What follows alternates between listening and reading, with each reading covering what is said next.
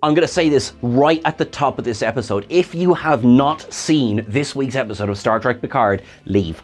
I'm not joking. I'm not saying, oh, stay and enjoy it through us. I'm saying leave, because I do not want to be the person who spoils this episode for you. Okay? So with that in mind, I'm Sean Ferrick for Trek Culture. Let's get into it.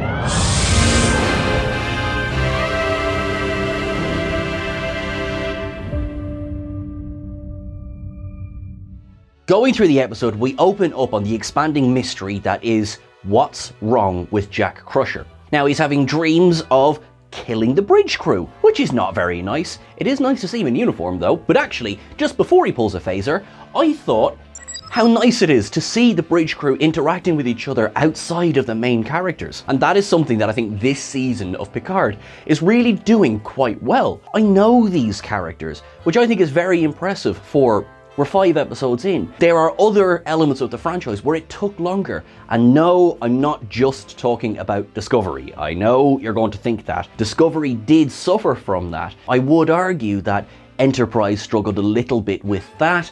And I mean, the people who were in season 1 of The Next Generation are very different from the people who were in season 3 of The Next Generation, for example. We're out of the nebula, and, you know, once we discover that, no, Jack's not actually on a killing spree, everyone is still alive.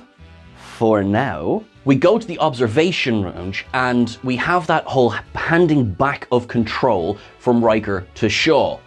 And again, I like it. There's no pomp and circumstance, but also it's quite professional, even with everything that's happened since Riker stepped aboard the Titan. You know, you would be forgiven, I think, for being miffed. Sure, didn't they nearly shatter Shaw's leg last week? All right, Riker didn't. I like to think that by this episode, you've all kind of come around to my way of thinking. I love Shaw. I think Todd Stashwick is absolutely smashing this. There is that discussion of, you know, Picard goes, how the hell did Changeling get aboard the Titan, and the reinstating Seven to her position as first officer. Shaw is clearly reveling in the fact that life's about to get back to normal. He does say, once he's taken control again, he said, right, in the spirit of honesty, I have already contacted Starfleet, they're on their way, but take the time to get your story together. Now, he says it with a laugh, and it's very sardonic the way that he says it, but I actually believe the fact that he is giving them a chance to just prepare themselves. There is a camaraderie,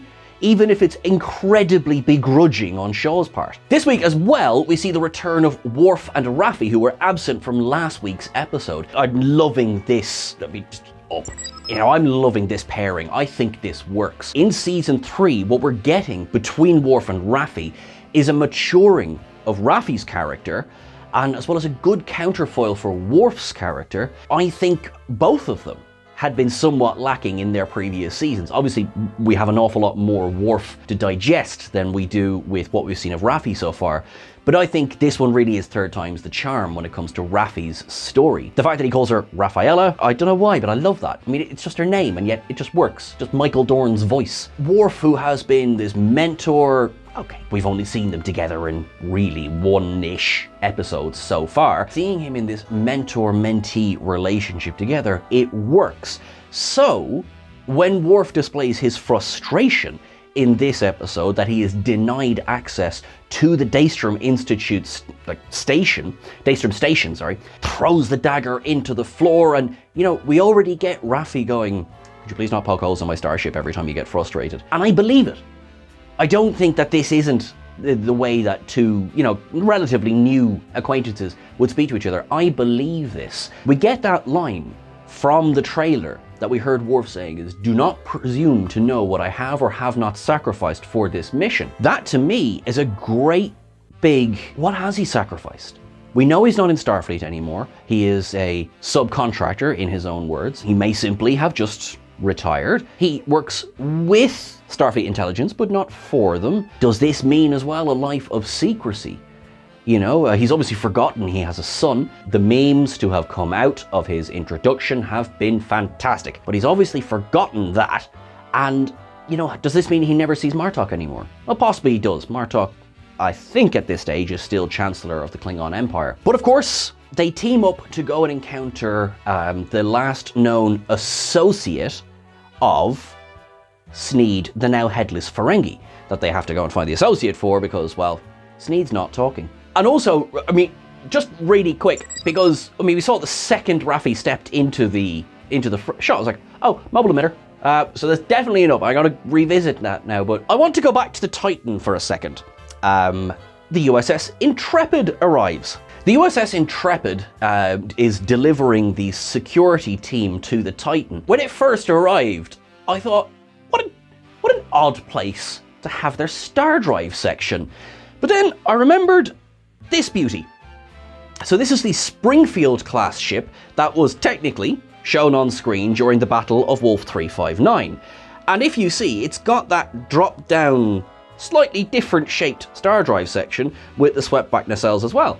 Now they may be highlighter pens, but I just think it's neat. It's also lovely to see another Starfleet ship at this point. There was a wonderful point raised behind the scenes here today when it's just like, we're loving the new ships, but can we also get like a Nebula class and, you know, something like that? It'd be nice to see some of the legacy ships as well, but for now, I'm really enjoying these new Starfleet vessels. There is a, frankly, rip-roaring moment. So Shaw, Riker, and Picard are taking the turbolift down to meet the delegation that's come over from the Intrepid. Shaw is practically humming with glee. This is a little bit of episode 1 Shaw back, and we have an awful lot of sympathy for Shaw now, because we know his backstory with Picard. His ship was incredibly damaged, while these two, their mission, if you like, commandeered the vessel. So, I mean, yes, he's a little bit of a pep in his step, and, you know, Riker turns around and says, you know, we have saved the galaxy a few times. Shaw just goes, yes, yes, but also, aren't you the two boys who hot-dropped the saucer section of the Enterprise D onto the surface of a planet? Didn't one of you break the Prime Directive so he could go and snog his girlfriend on Baku? And oh yes, not to mention that time you created a temporal paradox in the Devron system. There's really a whole chicken and egg thing going on with you two, isn't there? Oh wow. That was almost my Latinum up of the episode. And not just for the Easter eggs of it all, for just wait till Cetacean Observations, but also, it also lets me know as well how well known their adventures are. Palpable glee coming off him. I'm sorry, Todd Stashwick, please stay for another season. They enter the corridor and the security team is there waiting for them. Shaw delivers them into their jurisdiction and we go back to Rafi and Worf on the planet. So they're, oh my god. Did you actually think I wasn't going to flip out? What have we been telling you for how many videos? No body, no death. Michelle Forbes returns as Ro Laren, Commander Ro Laren, I might add, in this episode. Folks, I've been waiting for this since I watched Preemptive Strike in 1994, okay? I watched it then. That's how long I've been waiting for this reunion. Oh, so, I mean, like, you know, obviously no spoiler, Latin them up. Are you kidding me? Ro Laren is back. Could they not get her a better wig? Yes, so, sorry, the wig and the nose ridges were a bit muted as well. But, screw it! Ro Laren! Michelle Forbes originated the role of Ro Laren in the season 5 episode of TNG Ensign Ro. I'm sure you probably know that. Maybe some people are discovering her for the first time here, and that's cool. There is so much history with this character. When she walked around the corner, that was a gut punch that I was not expecting. Having her speak the way that she does to Riker and Picard, completely no nonsense. And remember, okay, so put Picard aside for a second. Riker and Ro left things on good terms. Now, yeah, she pulled a phaser on him, but he understood where she was coming from. So technically, they're more or less good. Picard and Ro, I'm going to get to that now in a second, all right? They're brought to the observation lounge where they quickly discuss, you know, how could Ro have got back into Starfleet? And also, how could they do it without them knowing? And I'm going to address that because that's a very good question. Okay, so how could she have got back into Starfleet? That is addressed in the episode. That's fine, okay? But how could they do it without Picard knowing? What I think is that in her return to Starfleet, it was by choice insofar as she left the Maquis willingly, She turned herself into Starfleet, and she was recruited by Starfleet intelligence because of her expertise with terrorism. I can imagine that once Starfleet intelligence basically had their hands on her, yes, all record of Ro in Starfleet might have been expunged. But for her to have left the Maquis, as opposed to any other, ending of the Maquis, that means it has to have happened before season 5 of Deep Space Nine, which is when, sadly, the Maquis were obliterated by the Dominion. Season 5 of Deep Space Nine, this is the same year of Star Trek First Contact. Captain Picard still very much serving in Starfleet. Maybe you'll accept this, maybe you won't. As Captain Picard, perhaps he was not privy to this information. Whereas if he was Admiral Picard, yes, he would have been, you would assume. Right, okay, Captain Picard, not privy to that information. I'm largely okay with this. Think about how well secrets are kept in Starfleet. Looking at you, Section 31. It would have got back to him. Someone, somewhere along the way, Chinese whispers, did you see your one Ro Laren is back in Star? What? What's that about now? Picard didn't know she had even turned herself in. So he assumed she had been killed by the Dominion. I'm not downing it, but nor am I upping the story. I think you can accept the fact that yes, perhaps Captain Picard was not privy to that information, but I also think for as big as it is, Starfleet's small. It probably would have got back to him. And also, skipping to the end of the episode, once we know straight away that basically Ro is Worf's handler, would Worf not have mentioned something? And again, two ways of looking at that. One, Worf could be like, better tell Picard this. But also on the other hand, Starfleet intelligence, I'm telling nobody anything. Do not presume to know what I have sacrificed for this mission. It's all there for you to decide. Personally, I'm okay with it. To say that the relationship is icy to begin with, 30 years we've been waiting for this reunion. Riker effectively says, yeah, it's been 30 years. Chill out, will you? To Picard, to which he turns around and says, don't ever tell me to chill out where Ro Laren is concerned, because of the betrayal that he feels. And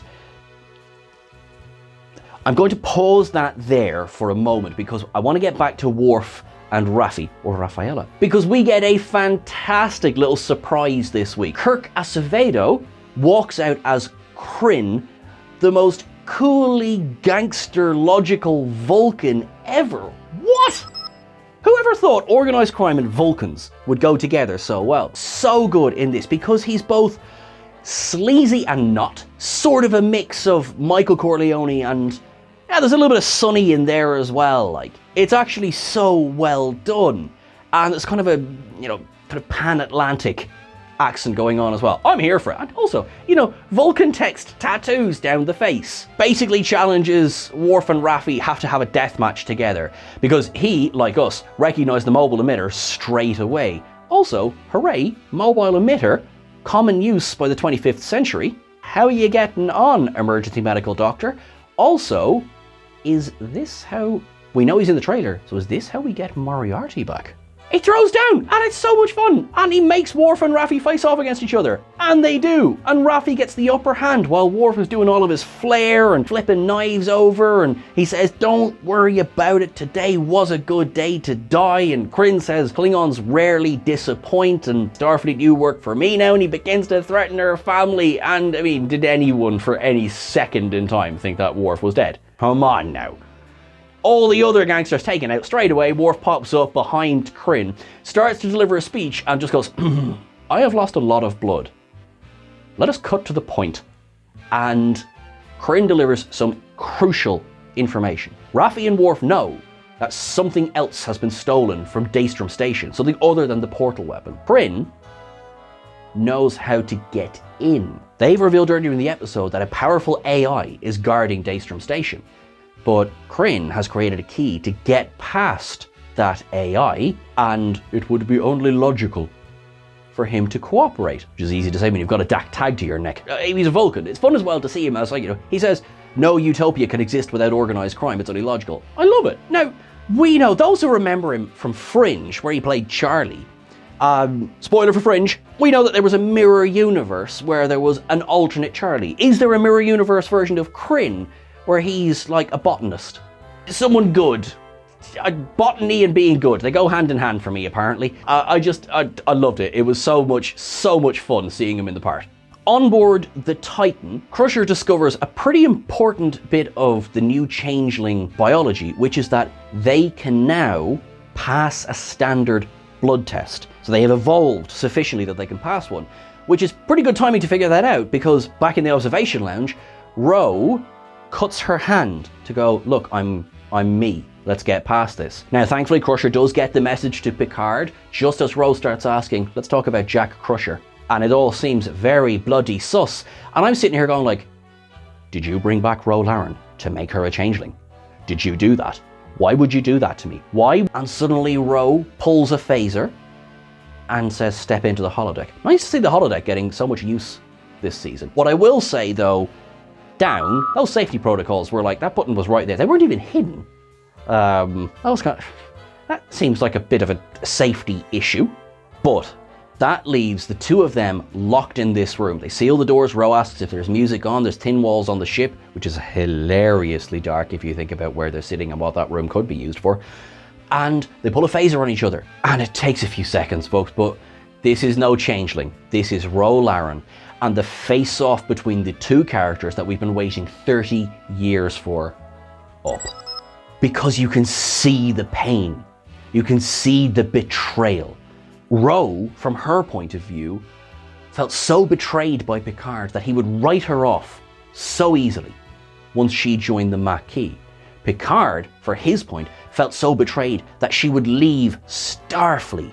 Starfleet of all things. You know, he manages to sort of snap at her in Bajoran. She kind of sardonically quotes, well, your Bajoran's improved, which says, I've been waiting for this for 30 years and you broke my heart. She responds, you broke mine, and she lowers her phaser first. This whole scene is perfect to me, absolutely perfect, because they don't sweep everything away. They don't end with a, sorry.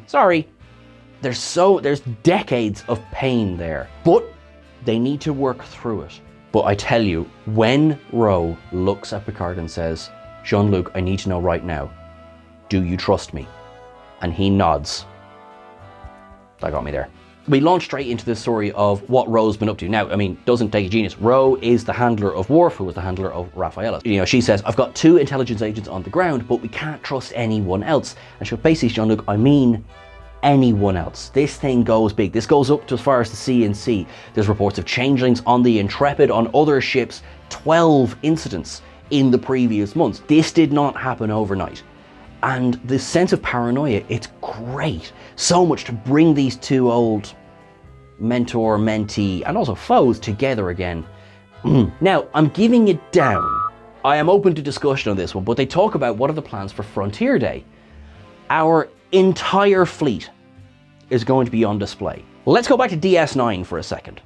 Now, the 7th fleet was the one posted at DS9, while the 10th fleet was caught on maneuvers that led to the fall of Beta Z in the Dominion War. Basically, there's a lot of ships. I just have this image now of ships, if you were to pack them side to side from the sun as far as Saturn, their entire fleet. You do not want Soren sitting there with one of his, star-killing probes. This seems like a massive tactical up, if I'm honest. If Starfleet was so full of hubris as to think that, we can display the whole fleet, will be grand, frankly, I'd blow them up too. They come to an agreement, basically. Ro has to go back toward the Intrepid, and Picard is going to remain on board the Titan with a skeleton crew that will hopefully evacuate any more changeling interlopers from the Titan, give him a ship to make his base of operations. The 2 security officers who arrived with Ro, to be frank, from the audience's point of view, they're not hiding the fact that they're clearly changelings, right? So I don't think there was ever an intention to mislead the audience in that respect. So they twig straight away something's up. When they exit the holodeck, Ro turns around and says, we're leaving. And they say, well, weren't we supposed to leave with Jack? And she basically goes, plans changed. She turns, looks at Picard, and she hands him her earring, that Bajoran earring that she was so adamant of wearing in her first appearance. And she says, I just wish that at some time in the last 30 years, you could see me. She wipes away a tear and she walks away just up. Now that leads to Ro is leaving on a shuttle to head back toward the Intrepid. Now, long story medium, a bomb was planted on the shuttle. Changelings beam away, they beam back aboard the Titan. So Ro is stuck on this shuttle. We recently wrote a list of 10 characters with wasted potential.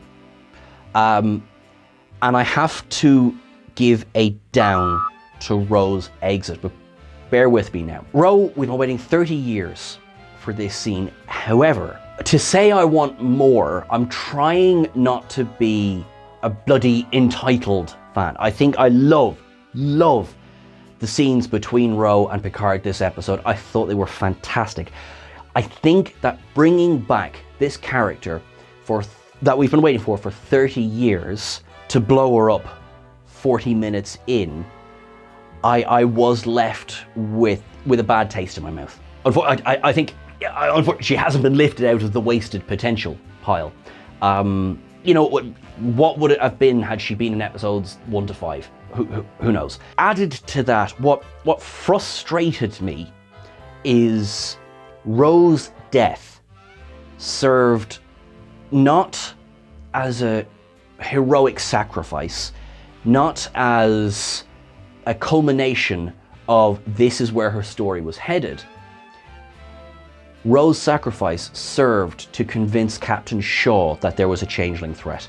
That is the definition of fridging a female character.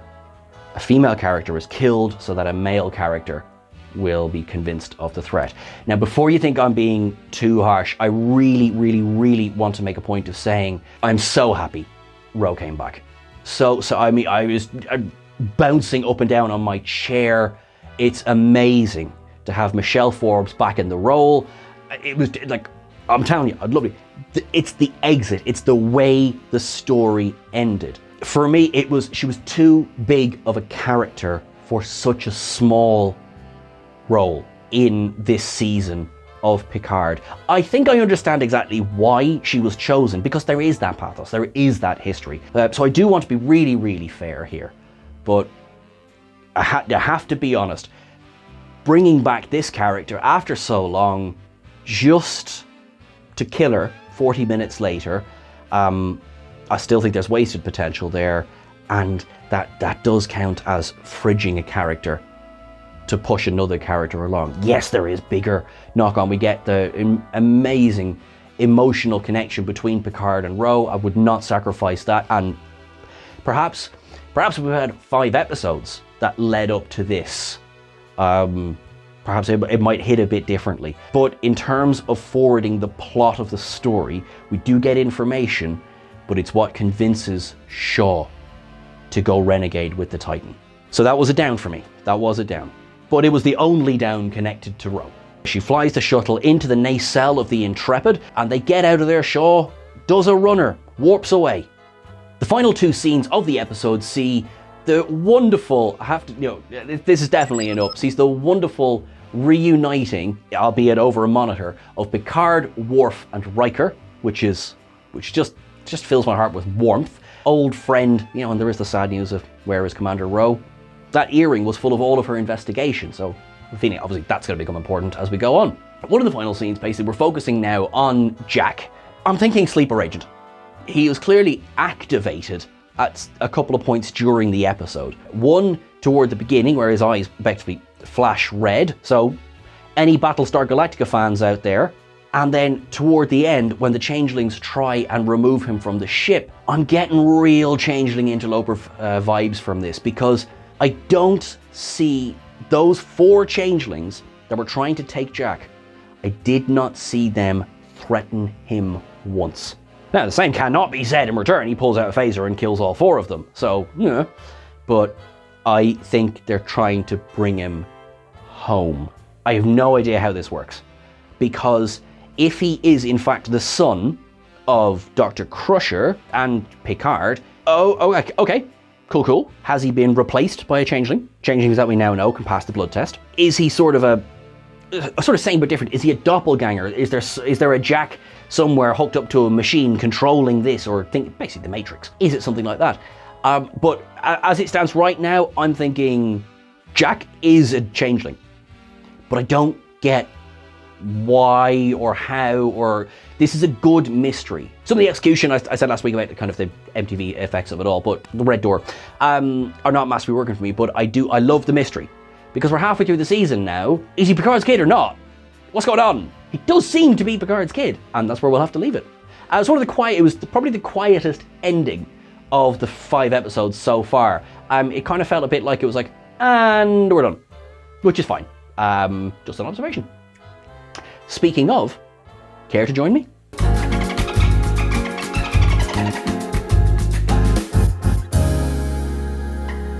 Okie dokie. This episode opens with, clearly that is the sound of the TOS bridge as well, which is just lovely. Bots are repairing the exterior of the Titan, so that's a crossover from Discovery. There's of course shoutouts to the Dominion War in this. Klingon music plays when Worf and Rafi are training together. The Daktag knife makes an appearance as it slams down into the deck. Need I remind you that Daystrom Station is operated by an extremely powerful AI. So Daystrom itself is clearly modelled on Jupiter Station from Star Trek Voyager, but also complicated AI. I'm sure that's a reference to something. There's a poster on the wall behind Worf and Rafi as they're walking through District 6.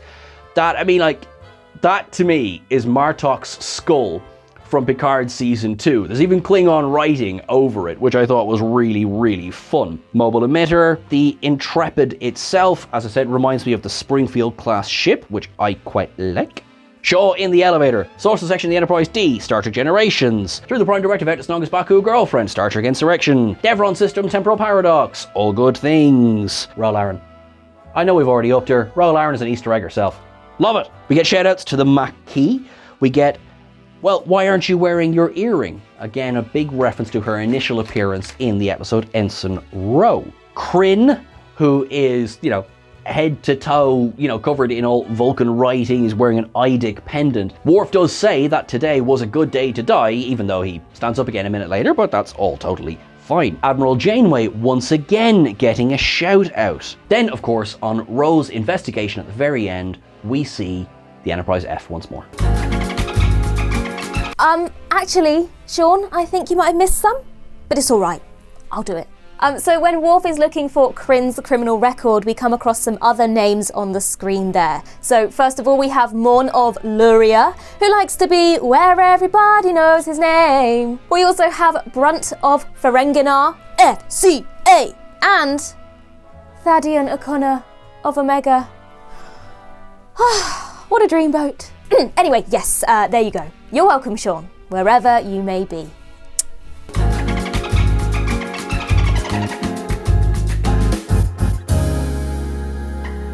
That's everything for this week's folks. What did you think? Let us know in the comments below. Are you loving this season? Are you hating this season? Are you vaguely indifferent to this season?